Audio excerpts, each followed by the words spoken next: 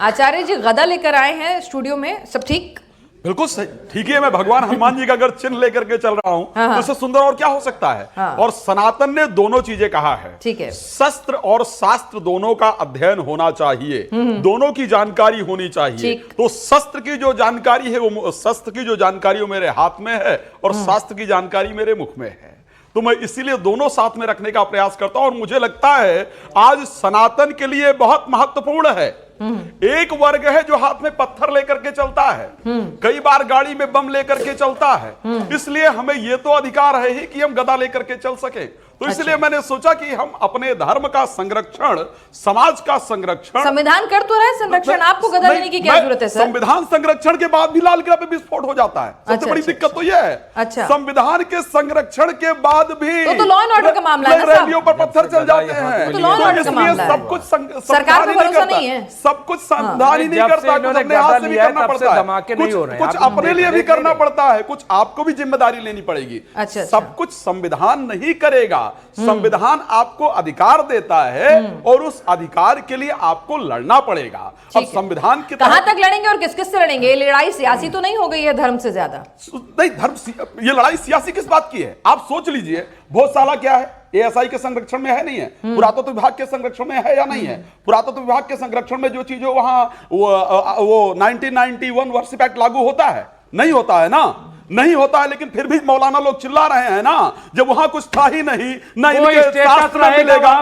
सुन, अरे यार क्या नमाज हो रही थी ना, एक तो तुम लोगों को काटने की बहुत बड़ी प्रॉब्लम है, बचपन से लेकर के और बात काटने तक शुरू कर देते हो। कुछ शुरू हुआ नहीं, मैं काटने की प्रॉब्लम है। भाई तो झूठ, अरे बात क्यों काट रहे हो यार? झूठ तो बाकी चीजें ठीक है, बाकी ठीक है, बात क्यों काट रहे हो भाई? सच्ची बात देखो, मैं मौलाना साहब बड़ा क्लियर बता रहा हूँ, टीका लगा के चंदन लगा के झूठ कह रहा हूं। मुझे अब तुरंत टीका चंदन पे आ जाएंगे, मतलब जो भी आप ठीक है, ठीक है, वो ठीक है, आपने अपनी बात रख ली ना, आपने कहा बिल्कुल सही हुआ, कानून के हिसाब से हुआ। सही नहीं, जो भारतीय संविधान के नियम के तहत हुआ है और कोई भी जाकर के उसको चैलेंज कर सकता है। ठीक है, कोर्ट ने यह डिसीजन दिया है, जो संविधान को मानने वाले हैं, कोर्ट को मानने वाले हैं, वो बिल्कुल कहेंगे कि सही हुआ, लेकिन ये तो कोर्ट को मानेंगे नहीं, बिल्कुल सत्य है। अब ये कह रहे हैं हम सुप्रीम कोर्ट जाएंगे, सुप्रीम कोर्ट हम सुप्रीम कोर्ट में जाकर के दायर करेंगे। अरे जाओ, तुम तो सुप्रीम कोर्ट की भी नहीं मानते हो। साहबानो केस में सुप्रीम कोर्ट का डिसीजन था या नहीं था? माना नहीं? माना ना? जरा सुन लीजिए, 3 तलाक पे आया, माना, भी सुन लीजिए, अयोध्या पर आया, नहीं माना, लेकिन ये काटेंगे जरूर। मुमताज आलम रिजवी साहब, जरा बता दीजिए कि भाई ठीक है, इसमें बीजेपी को गलत नजर से क्यों देखना है, सरकार को गलत नजर से क्यों देखना है? ऐसा तो है नहीं कि सिर्फ अदालत में हिंदू पक्ष ही गया था, मुस्लिम पक्ष ने भी दायर किया था मामला। तो जब मामला कोर्ट में था, दोनों पक्षों की सुनवाई हुई और कोर्ट ने फैसला सुनाया, तो फिर आपको इसमें गलत क्या लग रहा है? बहुत बहुत शुक्रिया आपका। कोई गलत नहीं लग रहा है, लेकिन ये कह रहे हैं कि कोर्ट के नहीं मानते, सुप्रीम कोर्ट जा रहे हैं। सुप्रीम कोर्ट कोर्ट नहीं, तो भाई साहबानो केस में अरे भाई एक मिनट सर, आपने बहुत बोल लिया, हमको बोलने दीजिए ना। अभी हमें कह रहे थे काट रहे हैं, और ये क्या कर रहे हैं? ये क्या कर रहे हैं? गदा से डराइए नहीं। एक मिनट, रोकने की परंपरा, हिंदू धर्म बहुत सहिष्णुता का प्रतीक है, जरा थोड़ा सा सहिष्णुता रखिए।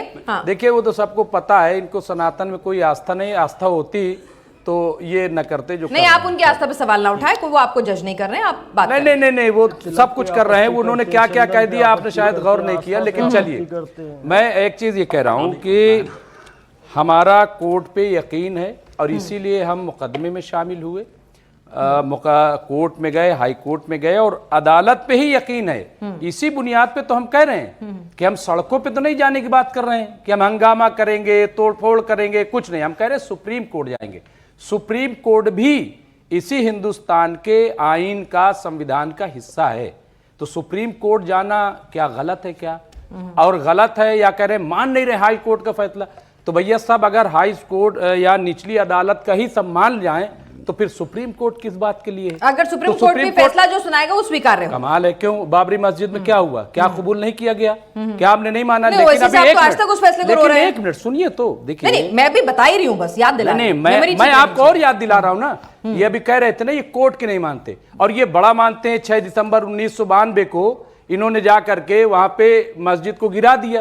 कहा किस ऑर्डर के तहत गिराया गया? अरे एक मिनट। नहीं, किस ऑर्डर के तहत बाबरी मस्जिद को गिराया गया हमें बता किस दीजिए। ऑर्डर में बल्कि मस्जिद शब्द का उत्तर वर्णन प्रदेश है? की कल्याण मुझे सिंह की सुप्रीम सरकार कोर्ट ने के बाकायदा एक जज सुप्रीम के कोर्ट में डिसीजन जाकर दिखा के दीजिए जहां हलफनामा कहा दिया गया था हो कि वहां पर परिंदा भी पर नहीं मार मस्जिद सकता, कहीं और पर जा कहा करके गया गिरा हो, दिया। भाई हम तो विवादित तब मानते हैं कि जब सुप्रीम कोर्ट का ऑर्डर आता और बुलडोजर बस चलता तो हम बस मान राकेश लेते। राज जी रुकिए जरा। मैं कह रहा हूं कि अगर एक हाँ, मेरी एक बात सेकंड।